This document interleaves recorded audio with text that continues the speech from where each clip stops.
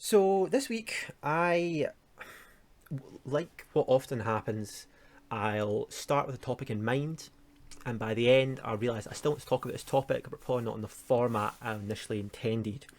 So recently, in my mind, I've been thinking about microtransactions, and that's because in our gaming circle, which is Destiny, Bungie have recently released a new type of cosmetic item. There's been a bit of uproar because basically people think it's unhappy and it's microtransactions being pushed too far and the usual. But to be honest with you, once I started reading into that, I realised that's probably it's interesting. We'll probably get to it. But what I think might be a better opportunity for a conversation between us is to have maybe a bit of a retrospective. It's because I realised that when you and I started gaming, which is probably 2010 to 12, I would imagine, like just start of high school, just end of primary school. That was when like I got a console. For instance, that's when I got an Xbox 360 and started becoming like an actual console gamer. And I looked into the history of microtransactions, and I saw that basically one of the first games which cemented what microtransaction was Bethesda, Oblivion. And did you play Oblivion? I played it a little bit, but I didn't see the microtransactions in it. But before we go any further, I want to maybe clarify what microtransactions are, what you're defining them as. Sure. So Okay. I Yeah. see I see microtransactions as I get a game, whether I buy the game or it's a free game and I download it, and a microtransaction is a small charge within the game to like unlock something, to unlock a new skin for my character or a new weapon or something like that. Okay, yeah, you're right. I will clarify what my definition of microtransactions is here, right at the get go. So, the way that I've been defining microtransactions is basically any sale after you've purchased the game, excluding DLC. And Yeah. that's not super clear because when does something become a downloadable content or become a microtransaction? It can be a bit fuzzy, but basically we knew that microtransactions they started in around about 2010 because up until then, when you bought a game, you just had the game. Yeah, you just owned it. Yeah. You owned it, and you could do whatever you wanted. The code was on the disc, and that was yours. And shortly after that, they came out with this concept of DLC, and this is the idea that you could buy like story content for a game after it's been released, and that which is brilliant. It's because it means that development studios can keep supporting games after they've been sold, so they're not just trying to get that initial payday from like day one. They're able to make some sort of content over the course of a year. So this is where DLC came from, and Bethesda, Oblivion, they had DLC. They had it. I was quite a big fan of the game, so I won't go into too much details. But it had like a big expansion on the Shivering Isles. It was really famous.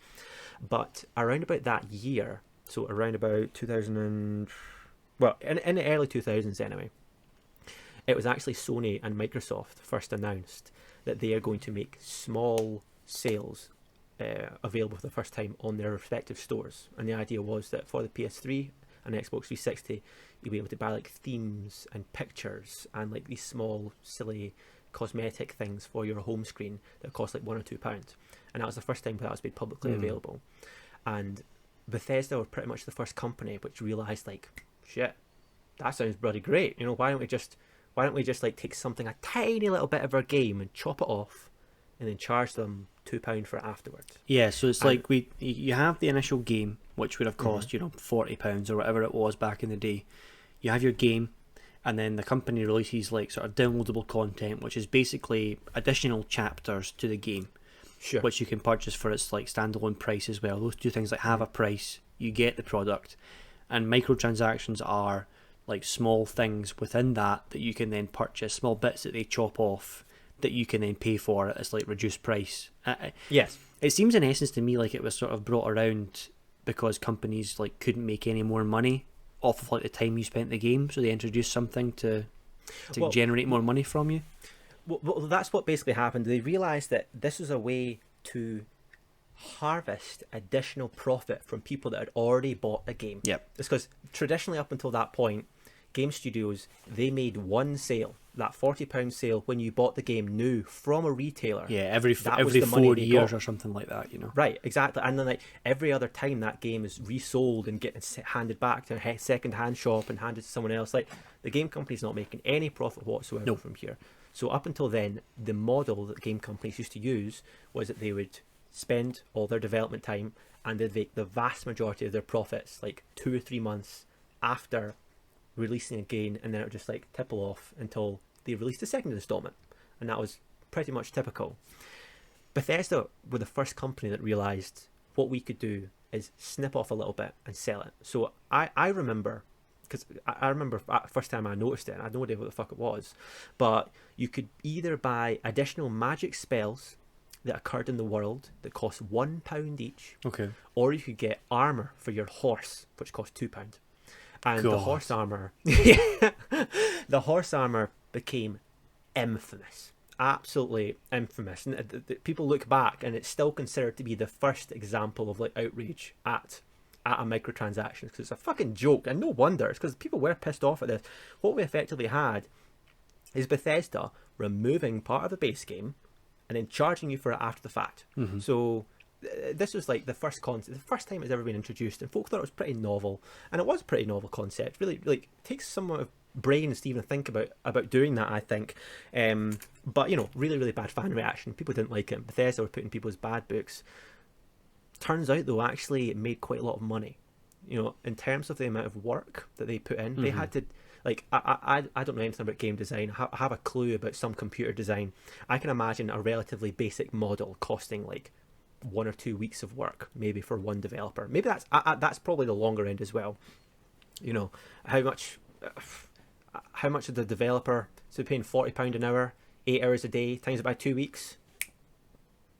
You know? I didn't even hear the first number you said, so. Oh shit! Well anyway, like you know, it's going to cost a couple grand. If you're selling these for £2 a pop, you don't really need many sales until you've made the money back, and it's a super easy way of making this money back. So basically, Bethesda was the first one that introduced it, and quite quickly other game studios were like, shit, that's not a bad idea. So we started seeing this idea of mini transactions, microtransactions being implemented into games. And so I said I have experience with Bethesda. That's probably the oldest time I can remember seeing a microtransaction. Can you remember looking back? It's because it would have been when we just got, it would have been around about when you just got your PS4, like Gears of War. That was, I think, that was an example. It was probably FIFA for me. So yeah. So I played when I was in high school. There were pretty much a few games that I played a year. I played a lot of Call of Duty, and I think they were like late to the bandwagon when they introduced microtransactions. It was well late in COD's life cycle. And I played a bit of FIFA, not a terrible amount, but I played a bit. Now FIFA used to just be like career mode. So FIFA was like a football simulation game. It used to just be you picked a team, and you played through a season with that team, and you played against the computer, and sometimes your friends came over and you played against them. When FIFA went online, and it all of a sudden became you can play other people around the world, they introduced a game mode called Ultimate Team. And in Ultimate Team, you could build the team that you wanted with players that you wanted to put in it, and you could build the best team. So it was a team that had the best chemistry based on the clubs they played at. They had the best players based on their skill levels, and it became an online market for cards for these players. You had to have the player card to have him in your team. So all of a sudden, because you spent coins in the game on that player, the card now had value, and the coins you could buy. You could play the game and earn a small amount of coins, or you could just buy them. You could buy thousands of them. That would be the microtransaction. So EA or FIFA will have a marketplace in game which sells you currency, and the currency literally has a real world value that you can then use to buy packs. You buy FIFA, which cost you £40, and then once you got it, you jumped onto the online mode, and basically Ultimate Team, when I played it, it was kind of pay to win, because if you didn't have enough coins to buy the best players, the players that you were playing against just had better teams than you did. You know, right, exactly. you got to a certain point in like your rank on FIFA where the players you were playing against were just buying, you know, 1 million packs a day, getting all these players, and they had like the best teams and they had like 1 million coins in their wallet. Whereas I didn't bother putting any money into it. I was only earning coins through playing, which was like they were like trickling through. So I had to buy like rubbish players that were like basically budget my team. And it became like a pay-to-win thing where you had to like buy the coins in real life in order to get the players in the game. So it was like I think it was a massive cash cow for them. Oh, I don't suppose you remember what year of FIFA that was. That might be asking a lot. It was the PS3, I think. So Okay, so like 2012 onwards, I suppose. I want to say I was maybe 15, 14. Oh, really? Okay. So that was what I was kind of thinking you were going with that. Late actually, because- 2000s, I would say. Okay, that sounds good. It's because see actually so what for any of the viewers at home that don't know what we're talking about, these packs that you just described there, that's what's now called a loot box, you know. And we'll be getting to that because I think they have a huge amount of nefariousness. But before loot boxes were even a thing, I'm still thinking back to when microtransactions were still young. So like loot boxes were almost like quite a refinement. It's because see after Bethesda era, where they just started selling random items that they just had lying around their dev toolkit, you know, back the stage. One of the next advancements in microtransactions actually came from EA. So I thought you were going to say this, but it wasn't. So because they were the first company that came up with the concept of an online pass, and that's not a season pass. A season pass was a refinement of the online pass. An online pass was literally just, it's like, you know how to get Xbox you need to pay Xbox Live. Well, for certain EA games, if you wanted to play multiplayer like in Madden, you had to pay an additional yearly fee. So you bought the game, then you had to pay an additional £10 in order to play online. Okay. And like, this was quite groundbreaking when it came out. It's because it was basically one of like the first times that people really did realize that we can actually make a feature that was in your game that was once standard. We can remove that and charge you for it, and people are willing to do it, you know, and that's exactly what they did. It's because multiplayer existed before this system, then it was implemented. I think I had some games that had similar things to it, but I never ever played them because it was a fucking joke. I already played for it. I already paid Xbox Live. It's like, you think my mum was going to pay for me to play just one game? So there was no chance. And that actually, after a couple of years, EA scrapped that scheme. It's because actually people did hate it. And I vaguely remember that. I think that might have came into FIFA as well, and I didn't pay for it, and that's why I didn't see Ultimate Team until a couple of years later. Right, that's actually that would make a lot of sense. It's because like it was quite bad at the time, and like I had a very, very poor public reception. But as I said, they still kept it for a couple of years. It's because unsurprisingly, it's very profitable. It's because one of the things about the online battle pass, which is similar to future iterations of season passes, is that see once you've spent a yearly allowance on one game, you feel like you've already handed the money over to them. You know, it's like, well, I'm going to play it for the fucking year now. You know, I'm not going to stop now that my mum spent £40. I'm not just going to put that game at the side. So you have this like investment of the game, which encourages you to start playing. And I think companies like EA looked around and started realizing that wait a second, we're onto something big here, huge. Like, it was almost a way for them to be like, some people are willing to pay more for this game than we're actually charging. They're willing to pay £50 instead of £40, and instead of increasing the price of the game, which would get massive backlash, we're going to say, oh, the game's £40 and the online pass is £10, and that's all like a way of like reducing the backlash that you'll get. And people think it's like a better deal, you know, because they get the game for £40 and they only pay, it's only £10 for the online pass, you know. Sure. Whereas if it was £50 for the game, you'd be like, wait, what happened there? Is it better than the old year? Yeah. It jumped up by a huge amount. That's another thing about microtransactions. It's like £2 for horse armor. Fuck it, I'll get that. You know, next week, another £2 for a tome. It's like, why not? And then all of a sudden, after like 6 months, it's like, I just spent £20 on items that in another game I would have just grinded for in order to unlock through progression.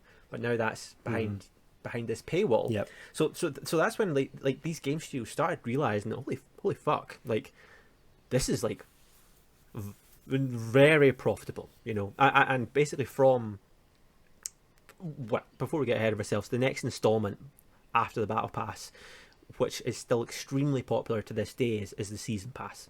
And for people at home that have never purchased a season pass, this is basically a collection of online downloadable content that you'll pay for at once. Most traditionally, you'll probably pay like £40. I think £40 is pretty standard for a season pass for the course of a year, and that'll guarantee you downloadable content when it's released. So, for instance, with like a game like Destiny, there's 4 seasons in a year.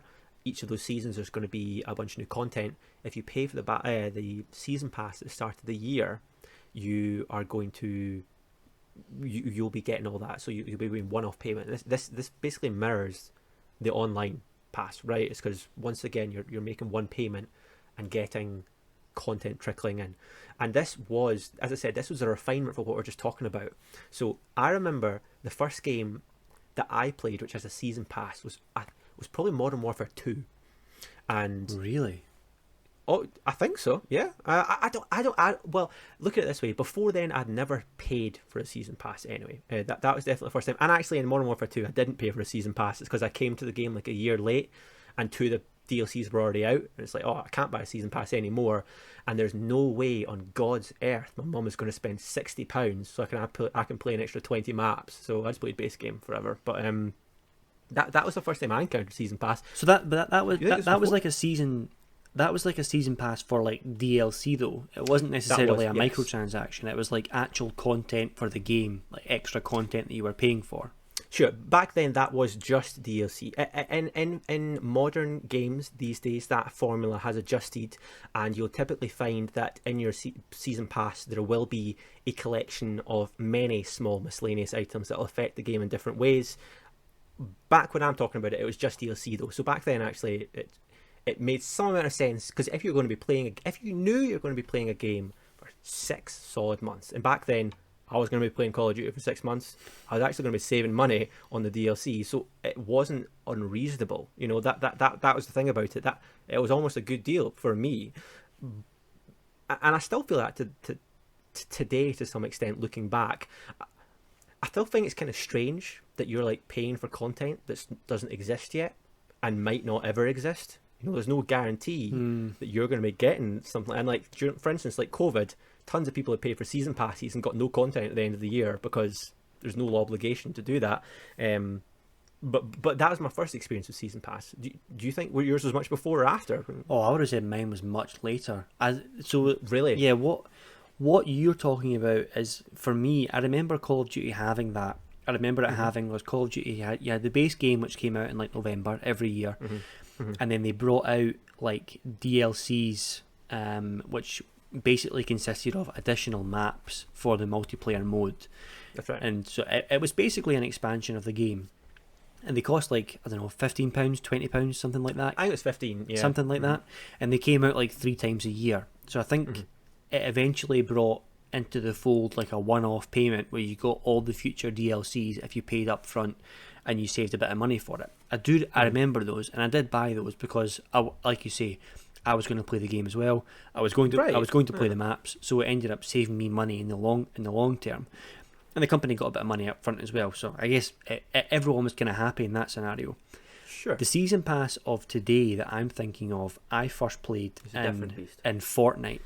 So when Fortnite came out, Fortnite still is a free to play game that you download it for free, doesn't cost you anything to jump in, and the game makes all its money from the season pass and from microtransactions. So the good thing about that is there's no barrier to entry of Fortnite. You don't have to pay for literally anything, and you can play the game and you can play it on the same level playing field as everyone else. You know, the money that you pay in that game doesn't get you any additional benefits. It enhances your experience a little bit, but it doesn't give you an unfair advantage over other players. Okay. But it has this like season pass model where you can pay like £15 every 3 months, and it'll give you like skins, it'll give you sort of emotes and stuff like that, you know, miscellaneous items in the game, that you can use that don't enhance your gameplay experience in any way, but make your character look better, or give you a sort of suit of armor or something like that. That's the season pass as I know it. And sprinkled in with that, you have like microtransactions for like they periodically release like skins and weapons that you can buy that again don't enhance the gameplay experience but make your character look better or whatever. That's the way. That's the season pass that I think of. Well, that's pretty much why I wanted to talk about this, because what we're talking about, we talked about old school season pass there. What it initially started, that's what it was. It was an ability to pay for a year's worth of content in advance, and that year's worth of content was just DLC, because Call of Duty back then doesn't have microtransactions. It didn't exist for that time in COD, sorry. And in FIFA, what you mentioned about loot boxes, like that was the first iteration of microtransactions in the way that we were yet to see them, right? This was new age stuff, and what I think is staggering when you think about it for a second is where we are now. Like, and we're only talking about the difference between 2012 and 2020. There's only been less than a decade from pretty much the inception of this technology to its implementation.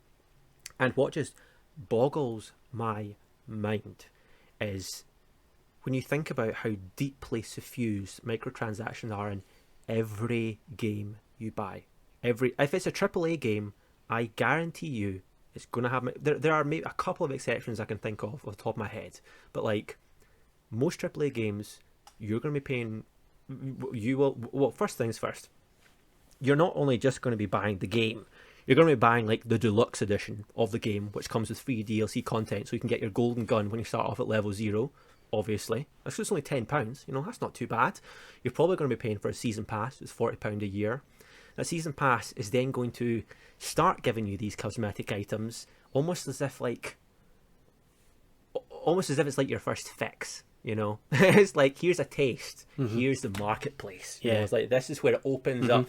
But basically, what I'm trying to say is that it amazes me deeply the optimization we've seen of how these have been implemented in games. It's because what we're talking about, see, like for instance, what we're talking about, the season pass with COD, it's a fine concept, but the gaming industry have realised that there are much more intelligent ways of making money out of there, and my problem is that so many of these intelligent ways are starting to take advantage of the user in quite a big way. That's where I draw the line. I think I don't have any problem with microtransactions being in games now.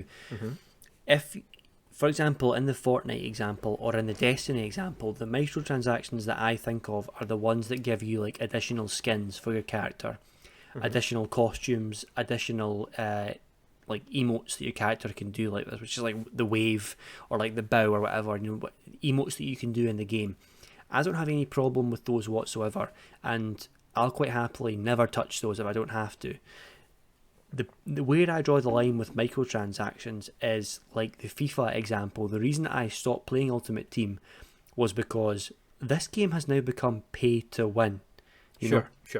It's like they're giving you a game, and if the playing field isn't level. Another game that I did with this was Hearthstone.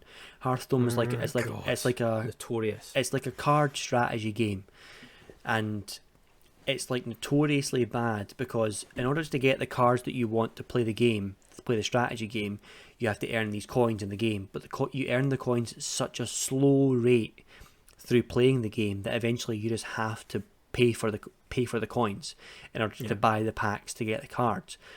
So the game becomes like pay to win, and even though it's like branded as like a free to play game, you're not really playing and enjoying it because you're getting destroyed every single time you play the game because somebody else has paid in order to get better things than you.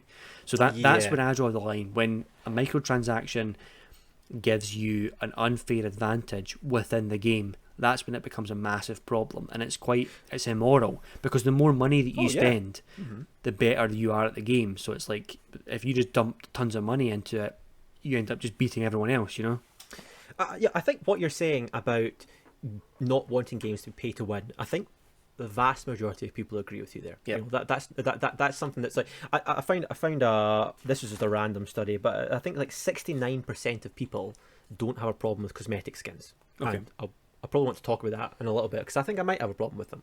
But that makes sense to me. It's because people don't want to play a game and feel that it's unfair. They don't want to feel the odds are stacked against them. It's because it's not fun, and if it's not fun, it's going to be a very shitty game. So I agree with you. The problem I was kind of more getting onto is like, I don't. Obviously, I agree that there's a problem with pay to win, but the problem I have is the nefariousness of it. So, for instance, like in Bethesda, in Hearthstone, sorry, this is a good example just because you brought it up.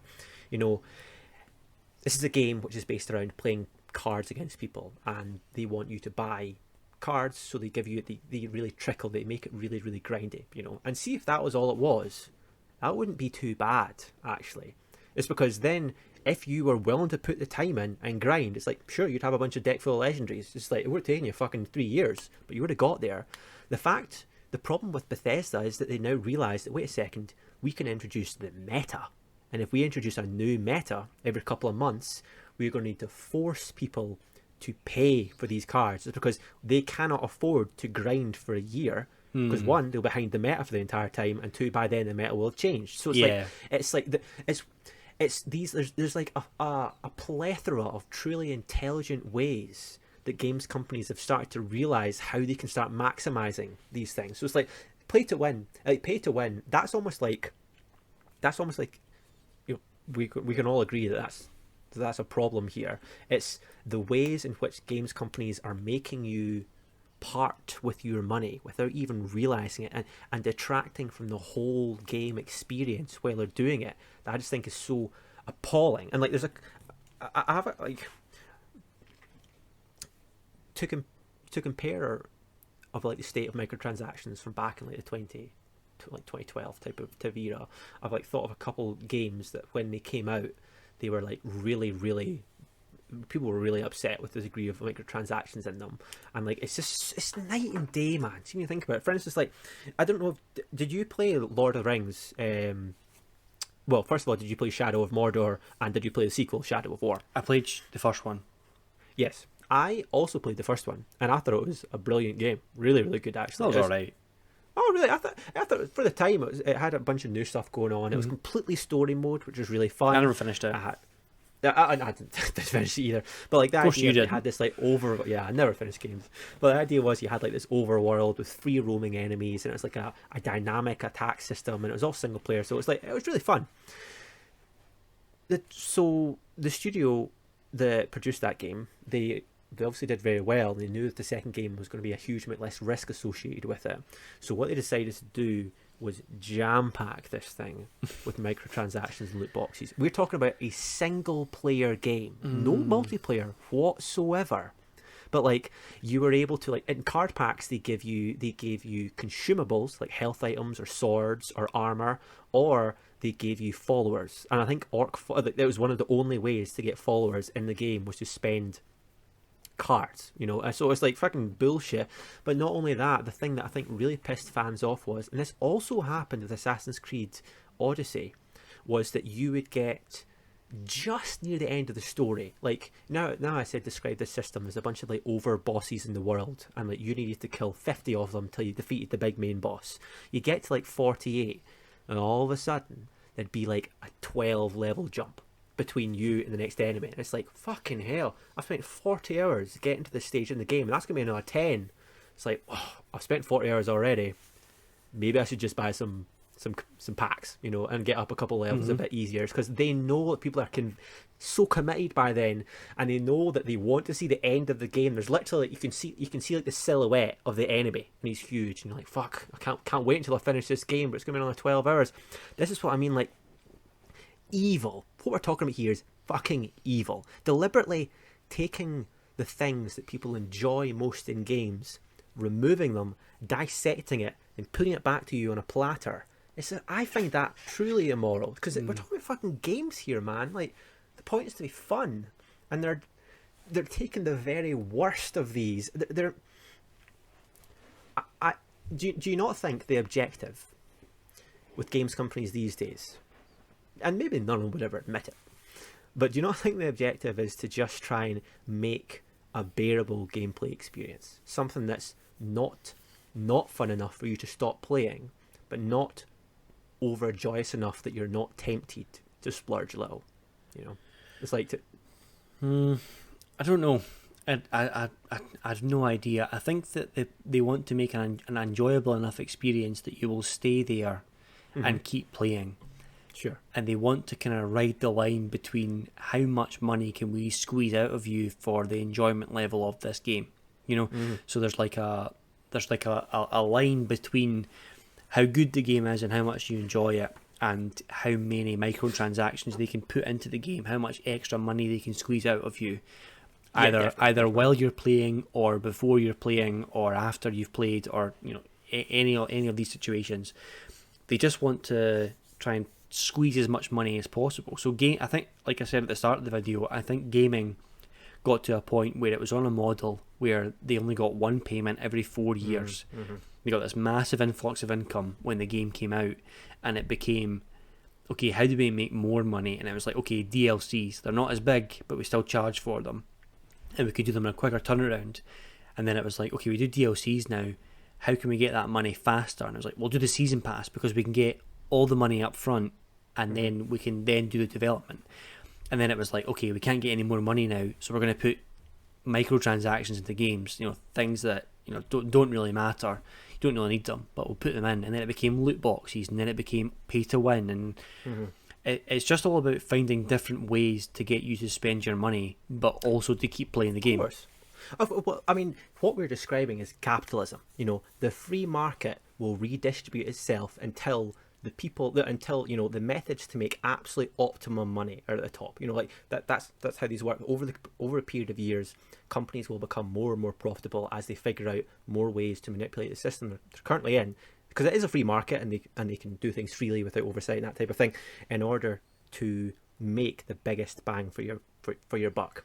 And that's not wrong. You know, that's fine. The problem I have is that we're now at the stage where, like, you're not just like asking for a little bit of extra money because people were going to look cool in that armor. Like, you're having serious detrimental effects. Oh yeah. To the game, and like the thing about microtransactions is that, especially like very recent, well, I say very recently, it kind of peaked in 2018, and it's been simmering since then. But people started realizing like the really harmful effects that these type of microtransaction stroke loot box centric systems are. For instance, like, see, like Star Wars Battlefront, the main progression of that game was loot boxes. That is how you like got new characters. It's how you leveled up. It's how you got new cards, and you activated cards during the game. And like, if you died, then what options like press triangle to use this card, and if you brought that card, you come back as a legendary character. And so like there was like thousands upon thousands of prompts throughout the game to get you to interact with the items you get from the store, you know. So it's basically like the whole game was fundamentally based around these microtransactions, which is like evil. But the problem is that we're talking about these mechanics, particularly loot boxes.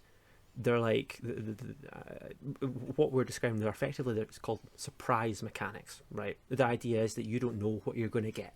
So there's like well, that's the thing. Most companies don't even tell you what the chances are. So when we're talking about FIFA, you just spend like 99 pence on a card pack, and you could get like Messi. There's a good chance you're going to get a bunch of players you've never heard about. My God, it's like, that'll be fucking good when I get Messi. And people have like analysed this, and it's now like undisputed that this triggers the same things in your brain that's triggered with gambling. Yeah, it's gambling, isn't it? Yeah, it is. Yeah, it is. It's like, I don't think it can be proven. I don't think as well that like that loot boxes will lead to a generation of gamblers. I just think that people that might be predisposed to basically be susceptible to these type of nudging tactics are being badly affected by these loot boxes here. In terms of stats, actually, I do have a little bit which I thought was interesting.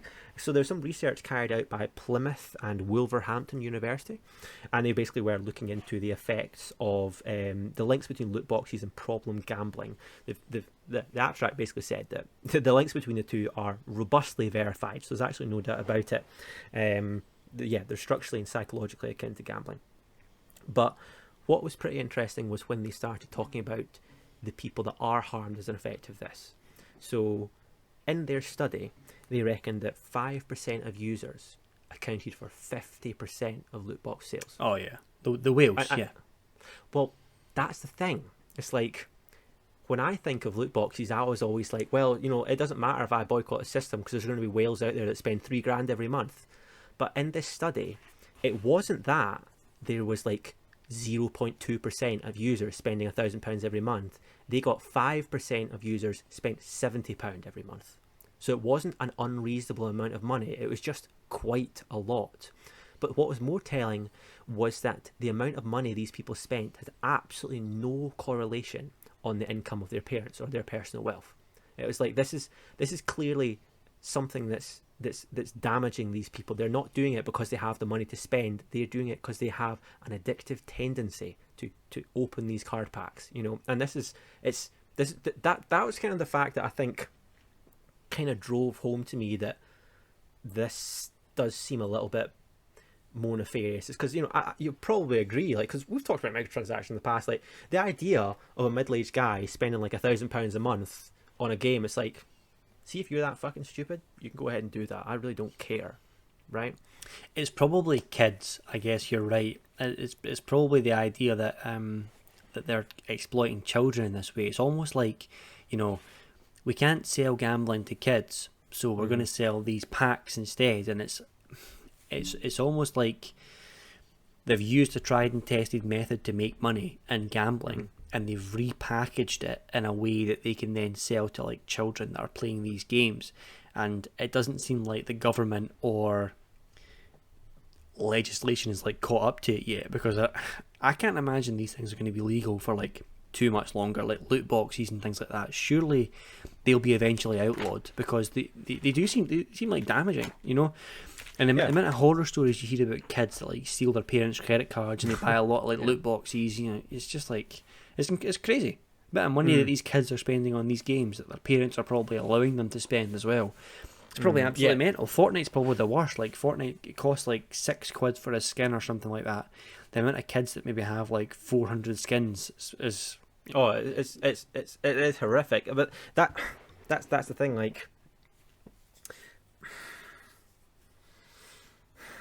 I don't know if it's okay. So this is probably this is clearly a problem that's like based at kids. Sorry, I just got totally thrown off because we were talking about skins in Fortnite there, because I just remembered a fact, which I thought was absolutely hilarious. It's like, see, we're talking about like people being damaged by spending money, you know, and like particularly like kids that are like all the money their mum gives them, like immediately going to spend it on Fortnite and stuff like that.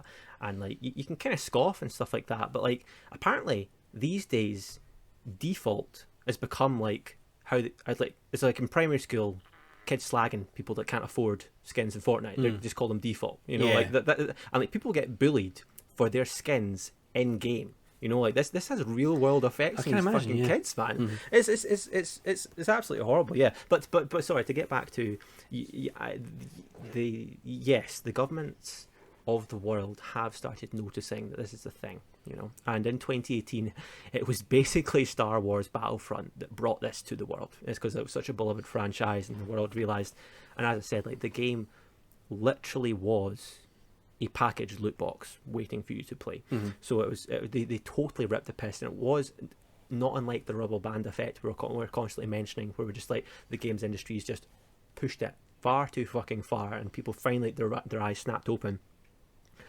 The difficult thing is though that legislation catching up is still going to be difficult. You know, so there was a company that not a company, sorry, a data analyst company. They're called Juniper Research, and they were basically asked by people to do a bunch of research into the state of microtransactions, and they reckoned that loot boxes alone, not microtransactions, during 2020 are a $15 billion market, and by 2025 they expect it to be $20 billion. That is taken into account the current movements governments are taking against them, because they basically believe that as much as we're still getting there, the games companies over the next period of like 5 to 10 years, they're going to be so agile in how they move around any new laws that are put in place by governments, that they're going to become effectively meaningless as soon as they're installed, and then like the governments will need to spend another 2-3 years updating the law, and during this time the companies are going to keep making money. So there's well, does that sound realistic to you anyway? I mean, Yeah, you know how law it does. I mean, it sounds like these things are updating faster than can be kept up with. So you're probably right. People in the government are like old. I'm thinking of like the MPs. They're like old people that can't keep up with like the kids' technology these days, and the amount of time that it will take legislation to come out, the game companies will just like adapt around it. Right. But at the same time, I think to myself, I see these loot boxes and like I know what they're doing, and there has to be an element of like personal responsibility, right? To like not use these, like, and for us as adults to look at these. That is what I would say. For us as adults, sure. For us as adults to like look at these games, you know, we play Destiny, and Destiny's on the seasonal model, which is more like, which is it kind of is like just how the games used to work. You know, you pay £60, but you get your content over the course of a year instead of all at once. So in that sense, I'm not really too bothered about that. The microtransactions in that game are more about skins and emotes, and I'm quite happy to like buy one every once in a while when a really cool skin comes around. Don't really mind it at all. It's more these pay-to-win ones that bothers me. It's more the loot boxes, the gambling ones that bother me. And the only way that I can see these things not gaining popularity and not gaining more money is if people start refusing to use them. Now, for us as adults, I would be quite happy. The games that have pay-to-win models and the games where you have loot boxes, I just don't play them because I don't want to. I don't agree with it. It's clearly bad. And I think if people, I don't think the majority of people like enjoy doing these things. They don't enjoy paying for loot boxes. They don't enjoy paying to win, but they do it because they feel like they have, like they enjoy the game enough that they feel like they have to do it, and they'll keep pumping like money into it. So. Whereas if they just like stop doing it, the company would stop implementing it in the game. You know, it's kind of like a catch-22 when you talk. It's like the PS5. You know, when it came out, it's like everyone's trying to get one, and because there's none there, everyone's trying to get the ones that are being scalped. You know, people are selling them for extra money and they're just paying more. It's like if you just didn't buy the scalped PS5s, they would still be on the market. Like you could get this PS5 at market value if you just didn't buy the scalped ones, you know? Yeah, I know, man. Because like we have talked about, as I've mentioned before, we've talked about microtransactions in the past, and like one of the takeaways of that conversation, I think both of us agreed, was that it's like, you know, you do what you're going to do. I'm not going to do it. And if we obviously didn't take part in this, you know, the system would fix itself. But like, at the end of the day, well, first of all, most people agree that pay to win is a bad thing. So when I'm talking about microtransactions, on the most part, I'm actually just talking about cosmetic items, purely because like most games, that's what most microtransactions are these days. There are exceptions which are also consumables and stuff like that, but most of the day it's just cosmetic items. Mm-hmm. And you're saying that like you don't think that most people really would care or want or believe enough to engage in this system. And I think I agreed with you, but then I read the fact that this is a $20 billion industry, and I realized, wait a second, I am wrong. There's no doubt about the fact that I am wrong. It's because these stupid frivolous cosmetics are worth 20 billion to people. They have a huge amount of value. And I also I used to believe that it's like, you know, it doesn't affect how I play the game. You know, at the end of the day, this isn't play to win, therefore it's purely cosmetic item. But then like, for instance, Destiny, games is a visual medium, man. You know, think about the game look in Destiny as well. You'll go and do a quest, you'll hand in your quest, you'll get new armor, you'll look at the armor, you'll look at your character. A full 20% of the game cycle involves you looking at your character and think about what they look like, and think of like think of how much satisfaction we get out of like customizing a character to look like us, or do something quirky, or do something a little bit different. Like that adds real tangible value to how much we enjoy playing the game.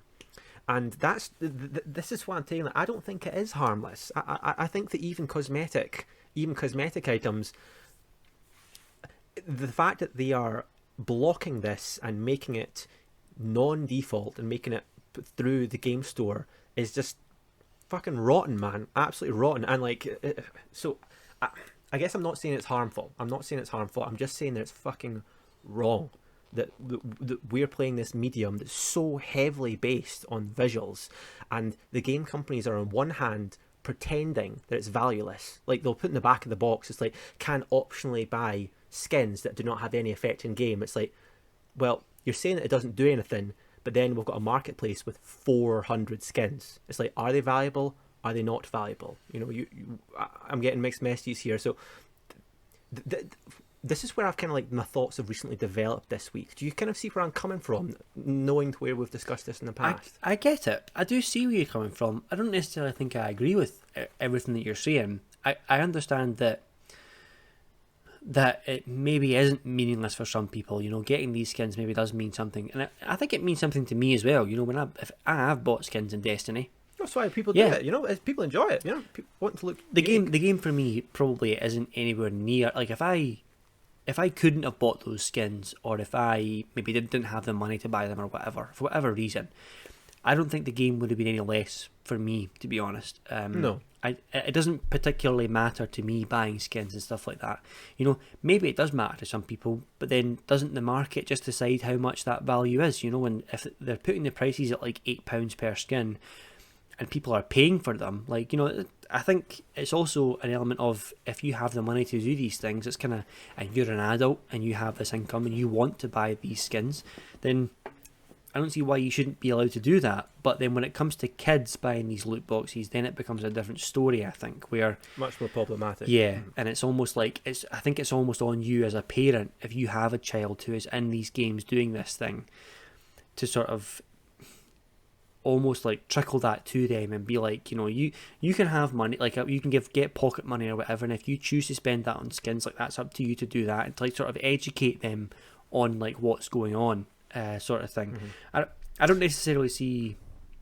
I don't think cosmetic skins are too much of an issue. You know, it might be a massive industry, but I think the market kind of dictates the value, and if people do want these and they do want it in the game, then if they want to pay for it, then I guess it's up to them.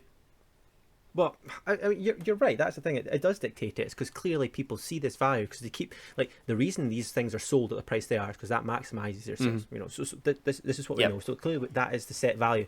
And like, I was just thinking about how you said earlier on that, like, you don't think that missing out on items would have affected how your experience of the game was. Not for me, no. I think you're completely right there.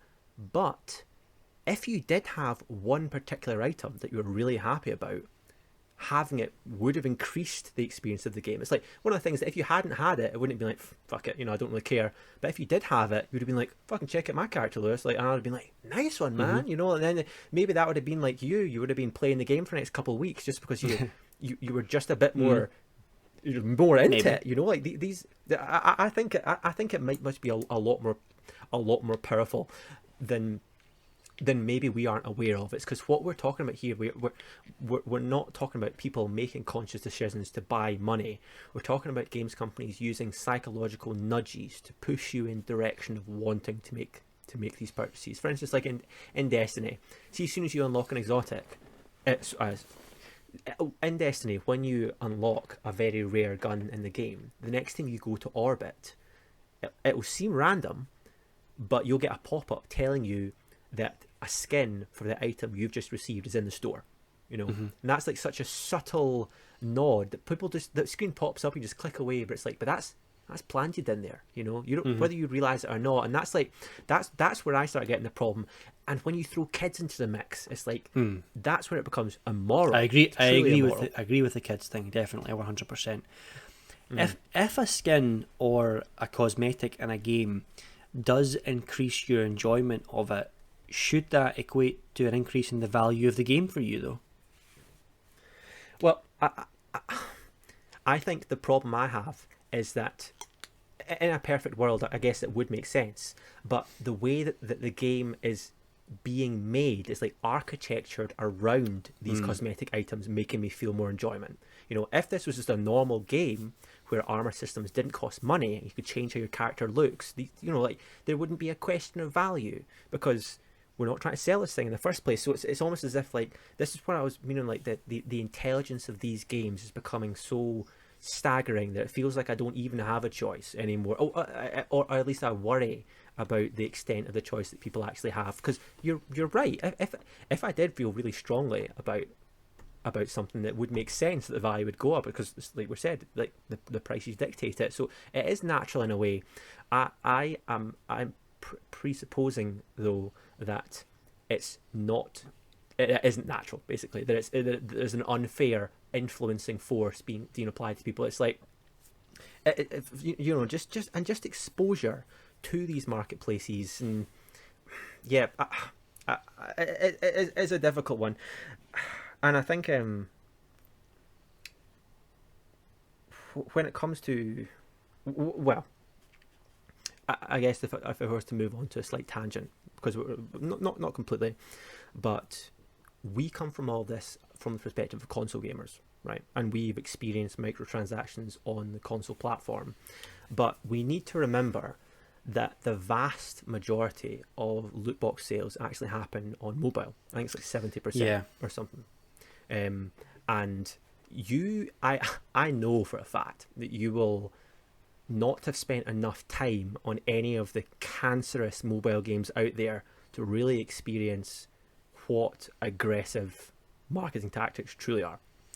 Because you don't. I've played a couple of games. I'm talking like Farmville and shit. I've played a couple of games. I played like, you know, when Candy Crush came out, and I played another game that was like, I don't know, Sweetville or something. I don't know, like Candy Game. Yeah, it's like same kind of thing. Uh-huh. You connect the thing, and they're like quite good. And you get like, well, you get 5 lives or whatever, and it pops up, and you can buy more lives and stuff like that. I've experienced it, and I know how aggressive the pop-up system is. I've just never cared enough to like want to do it. You know what I mean? I've just never. I don't. Nothing about me wants to pay for more lives in these games or get bonuses or anything like that. That's the thing. Like you don't, I don't. Children do. You know. And so for instance, like I can speak from quite a lot of first-hand experiences because I used one of these games because now like there's like it's almost like an archetypal mobile game, which is like you'll like get given like a plot of land and you either farm it or you get pets, and like you basically, it's a collectionist thing. You know, there'll be a big encyclopedia of things that you want to get, and the whole point of playing the game is just you trying to complete the game so you can put it down. This is like there's quite a lot of games like that, and the one that I used to play was called fucking Dragonvale, and the idea was it used to. You know it. You used to like breed dragons, and that was the whole point of the game. And I just had it in the background. It's not the type of thing you spend hours playing, and that's because you can't spend hours playing it. That's the problem. It's because one of these things is that like the games, like they lull you in, you know, in the way they do it. Like you start playing, and then like it's like, okay, put down a farmhouse. It's like, put down a farmhouse, wait 5 minutes. I'm like, oh well, that's happened, I'll go away and do that. And then okay, 2 minutes later, that's happened, breed this dragon, 30 seconds, okay. After like a solid week of playing, your cooldowns would be like 2-3 days, you know, in order to do your next action. And I say like over 2 weeks, probably maybe over a couple months is before they start like giving you like day timers, you know. So you start like making the game unbearable to play.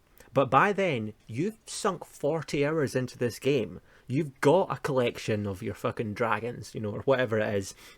And throughout all of it, for every single interaction you have in the game, it's like, do you do that? Do you want to spend cash or spend diamonds? It's like, or do you want to wait half an hour or spend 1 diamond to speed up time? It's like, skip this ad for 1 diamond, you know. Like there's honestly shit like that in these games, man. It's unbelievable. Like, I know another mobile game based off of fucking How to Train Your Dragon, that it was basically a clone of Dragonvale, but on top of it there was a VIP members club. So you'll be paying £10 a month in order to have exclusive access to breed like these dragons. And the point of these games is to be completionist. So what they'll do is they'll bring out an event and they'll say like, okay, you have 30 days to collect a currency and then spend it. They very deliberately make it impossible for you to keep up with events as they're introduced, so that it's effectively impossible to complete the game unless you spend money. You know, they will always release content at a faster rate than you're able to keep up with it. Like, I mean, evil. People man. need to put these fucking games down. That's what they need to fucking do. Dude, what I'm describing to you is the fact that that's not easy, right? I'm describing to you the fact that they lull you in, and they like this is just like reinforcement upon reinforcement, and like they'll do that thing where it's like, you know, if you haven't been for a while, well, your odds of breeding a rare dragon just went up 0.2%. You know, like there are these things going on, and there's no regulation. So like it's fucking infuriating, man. And I like, as I said, I've not touched Dragon Ball in 6 months. Like, touch wood. It's because it got too much. Okay, I fucking told you. You pulled that fucking game out that you shouldn't be playing it. Yeah, well, I know it got too far. Basically, when I couldn't keep up anymore. The moment I realised that I will never complete this game is when I put it down. It's because I was like, one of the things about those games that confuses me is, you know, you've got access to these games on your phone, right? So you're playing these games on your phone. Now, there are better games than this elsewhere. I wouldn't say like Dragonvale, Farmville, Candy Crush. These are not the epitome of gaming by any stretch of the imagination. You can play better games than this. Sure. It's not Crisis 3, you know. I don't even mean like in terms of there are better games critically. I mean like Tetris. Like you could play Tetris. It's like similar to Candy Crush. You would say that there are games in that veil that you could go out and play that are much better than these games, like on console or on the PC or something like that. So you're almost getting lulled into a game that is absolutely trash. Like the game sucks.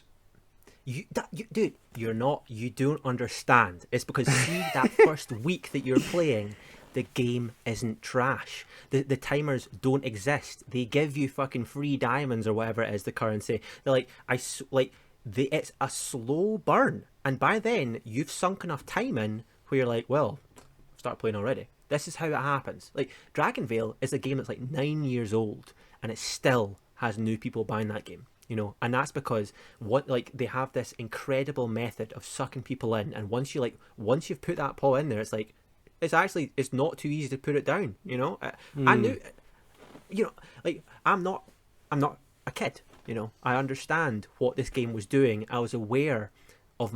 I would probably like to imagine most of the psychological nudges that it was presenting at me. For instance, like, see when you said no to spending with diamonds, one of the dragons looked really sad. You know, and I was like, oh. It's like shit like that, man. Like kids will be completely unaware of it, and that's the type of thing where I think the legislation needs to be like brought up the fastest. It's because consoles, I agree with you. As long as it's not play to win, then the argument for cosmetics, I think there's an argument there to be had. But sure, at the end of the day, it's not going to affect your ability to get the top of the leaderboard. It might affect your ability to enjoy the game, and I still think it's questionable when it comes to kids who are just not aware of the ability to make these decisions. And then mobile games is just a fucking wild west. Oh yeah, you know. Absolutely. When we're talking about games like Dragonvale and stuff like that, if you're saying that the game is enjoying and you're getting enjoyment out of it at the beginning, but then it almost becomes like you have to pay to get further enjoyment, I would still say that it has to come down to a little bit of like, you need to be personally aware of like what you're doing. You need to have like an awareness of like the money that you have, and you know, are you getting the enjoyment? Is the money that you're spending in this game, is it worth the enjoyment you're getting out? And if the answer to that question is like still yes, I guess maybe you should just keep playing the game. But if it gets to the point where like you're paying through walls now, you have to realize when you're not enjoying it anymore, and when it is becoming this sort of like gambling cycle of paying to get these things.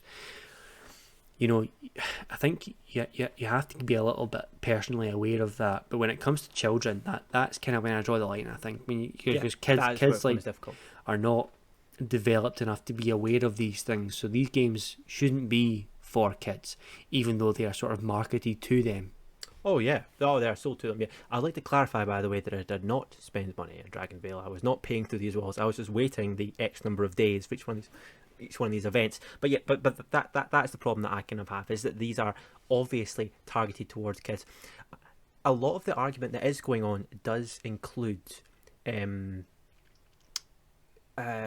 people that have, you know, like tendencies or proclivities for gambling problems. You know, people that are not, because I don't know, like, I don't know how legit this is, to be honest, when I think about it. But like, you know, gambling is a real addiction out there, and I'm sure that that like games and stuff like that, they do trigger the exact same responses people get from gambling. So, as much as like the main problem I have with kids, I suppose we do need to remember that it's just normal people as well that are suffering, you know, and yeah, and I suppose when that's addressed by legislation, it will be probably addressed for the kids. You know, that'll be what pushes this. I would have thought so. It's almost like, you know, these games are no longer putting a price on the product they're giving you; they're putting a price on your time. You know, and they're giving you incentives to pay for the time that you're like having to wait to do these things, and they're preying on the fact that some people will be whales and they'll just sink thousands and thousands of pounds into these games. I think there maybe should be some, because games have kind of come away from that, haven't they? They've come away from the model of you pay, you get this product. Oh yeah, and they've now updated to a model of how much time are you going to put in? Is this worth it for you? Are you going to enjoy this cosmetic item? Are you going to like? It's almost kind of like changed the marketplace a little bit. And yeah, I guess you're right. The legislation isn't keeping up fast enough, and it probably should be a bit different than it is now. But the technology is advancing so fast, and they're learning how to make money so quickly that maybe the legislation won't keep up. It's just about keeping it moral, isn't it? About almost expecting and trying to regulate these companies so that it's moral.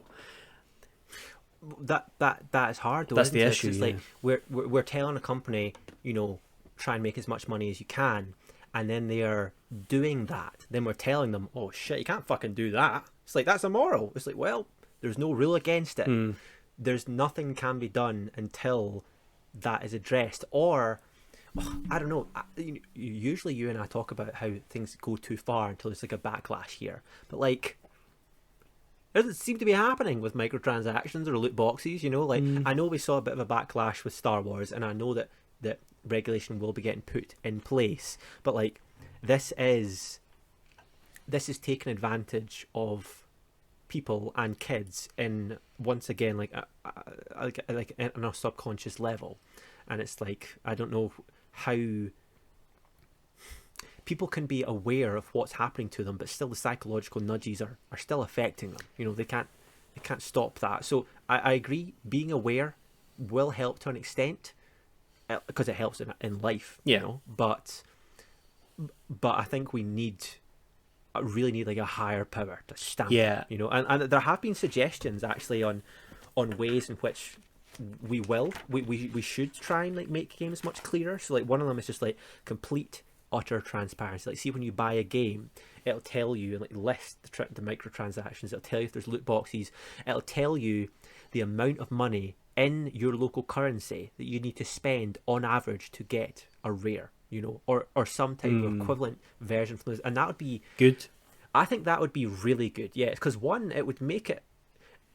It's because like, game companies would no longer be able to do what they're currently doing. If they told you that you're going to have to spend £60 to get a rare and the game costs £40 itself, it's like, that's not going to fly, you know. So it'll probably encourage the whole act of loot boxes just to get toned down in a big way, and they'll probably stop offering options that are as amazingly tempting and options that are as crappy, and try and like level the board a little bit. So hopefully it'll even itself out, and these like gambling tendencies that kind of throw themselves up, it's because like it's the concept of the big win, isn't it? It's like, you know, if I have there may be a small chance of me winning that legendary character, but if I can get him, that'll be me. If someone realizes they're going to have to spend £20,000 in order to get that character, then they're just not going to do it. Yeah. That's like the type of number that people are going to see, and they're going to be like, I'm being conned right now. I think the more, you know, it's obviously like a massive billion-dollar industry right now,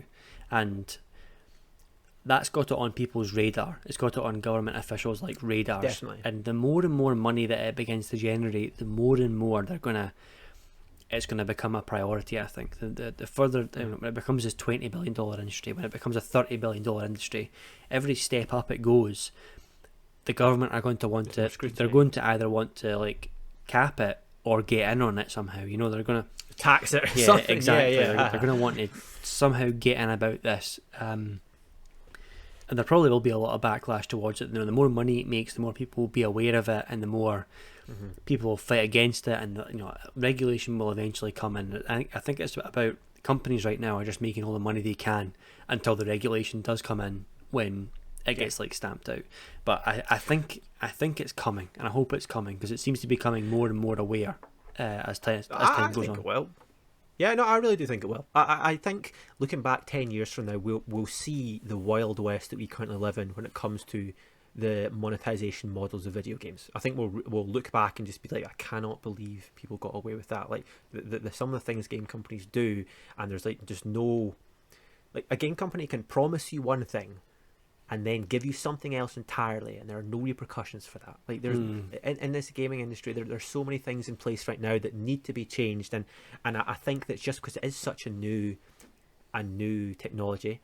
I think the fact that the companies that we're dealing with are so on the cutting edge of technology themselves, and they're so agile and so flexible, that it means that we're just going through this really tough period where we're struggling to see legislation catch up. But I don't know, that's one idea we saw there about making things really transparent, and it's like, well, that seems like a no-brainer. You know, it seems like there are solutions out there to this that can solve this issue. So I'm not trying to say that this is an end of the world scenario. I think we maybe have seen the worst of it. I think we might be heading towards that, like precipice. Yeah, the good news at the end. Yeah, and that's so I'm not worried about it or anything. I just think it's fascinating, especially given our age and the pretty unique perspective that we had. We just saw when they weren't a thing, you know, when we started gaming, and then we have our experiences now. And I was just, honestly, I thought to myself the other day, I was like, my fucking god, I cannot believe what's happened with games. It's wild, man. Yeah, I guess my concern now is that the companies evolve to a point where they continue to learn ways to make money out of people that is like immoral. Right. Once the regulation comes out, they'll find a different way to kind of hide it almost. Because you're right, if we did get told up front how much we were going to pay for skins and stuff like that, maybe we'd think twice about buying the game, or maybe we'd look somewhere else. I'm worried that companies are going to learn how to subvert that, how to like divert their consumers like around that paywall and get them to a different paywall now. Something I've never really thought of before, because I've never really concerned myself with microtransactions, but I can see how there will be a bunch of people out there that, you know, it is a serious issue for these people that are paying massive amounts of money on Candy Crush, who, you know, they can't play another level but they're desperate to do so. You know, I can't imagine that, but I can see how it is immoral to make money off of that predicament. I mean, think of being a parent, and like your kid, all he ever goes on about is skins in Fortnite. It's like it'd be fucking heartbreaking, because you wouldn't want to say no. At the end of the day, he's like, my kids have got it. You know, I've been called a default. You know, it's also really a way to like teach your kids though. You can, like, if your kid wants a skin on Fortnite, you can be like, well, you tidy your room, you wash the dishes, you do it for a chore. You know, exactly. You do stuff for this pocket money. It's like, and I'll get you the skins that you want. That could be an opportunity. It can be like a reward system, you know. I definitely think you don't want to give your kid like 400 skins in Fortnite. You know, you want to try and limit them, because once your kid, if you're only giving them like one skin a week or something like that as well, they're going to start, like, a new skin will come around next week and they'll be like, oh, that skin's not that cool, so maybe I won't buy that one and I'll save my money for a skin that I do like. And you know, there's probably good lessons to be learned there as well. You could use that as a tool, you know. You're right. Yeah, it's on you as like a parent at that point to do that though. Yeah, I think as well that there's definitely impetus from the parents to like look at spending. I think it might not be unreasonable to say to like make it a law that game companies have to have a type of internal mechanism in place that can, if a parent wants to, limit the spending a child can do. So you see, if it's like the game costs £40, you're not allowed to spend over £40 in every 6 months. Your microtransactions, like that would not be an unreasonable thing to implement. But you are right, for proactive parents it could be an opportunity to teach value of money, and these days where like kids probably deal with a much less money in a tangible way. So that's quite a good idea. I like that, actually. I'd probably actually give my child like just enough money not to be able to afford one skin a week. So that like, they learn how to like budget their money as well. You know, like every 2 weeks you can get a skin and I have money saved over, and if I don't get a skin this week I can do this, and it's like that would be a valuable lesson to learn about like budgeting as well. Because like, Dad, you're making life bad enough for me just to not hate it. I'm like, what? It's not quite enough. Not scratching that Welcome to life, Jimmy. Yeah, that's not a terrible idea. I fucking hate to see the state of your kids, man. I've got so much money stuck in like stocks by the time they're 17. They're like 8 years old, like open up their Help to Buy ice. Yeah, he's generating his own revenue streams just so he can buy skins on Fortnite, you know. Yeah. My kid's sitting there Candy Crush, fucking Fortnite in one hand, Candy Crush. How's that dragon, son? He's like, just 2 more days, Dad. I'll be able to hatch out of this medium rare egg. Yes, and sell it for nothing. It's worth nothing. Yeah. No, man. 10 years from now, this is going to be a distant past. Honestly, distant past. It's as I said. I was surprisingly, I was pleasantly pleased about where the track it took me down, because it did kind of put this into a perspective that is very interesting, and the evolution of it in the terms of thinking about, like, this is quite an old topic. You know, microtransactions, they aren't new, they're like 10 years old, but I still think it very much fits in the format of this podcast, you know, in terms of like increasing complexity and how these certain things tie into each other. I thought it kind of did work in the end. Yeah. And that's pretty much my thoughts on the whole damn issue. Yeah, really. definitely something that I hadn't really thought about it before in the past, but I see how this will be an issue, and I can only hope that in the near future there will be some sort of regulation put on it so that it's a bit more moral, a bit more safe, I guess. Yeah, exactly. I think it's going to happen. And that has been episode 8 of Guide to the 21st Century. I hope you guys have enjoyed listening. If you have done so and you have any thoughts or feelings, or you want to respond to any of the comments or issues we brought up, please feel free to leave a comment on YouTube. We're going to start splitting up these episodes now, one on Monday and one on Wednesdays from now on. So yeah, look forward to two videos a week, one on each topic, so you can put your comment on the specific video you want to comment on. Okay. Okay, thanks for listening, guys. Catch you next time.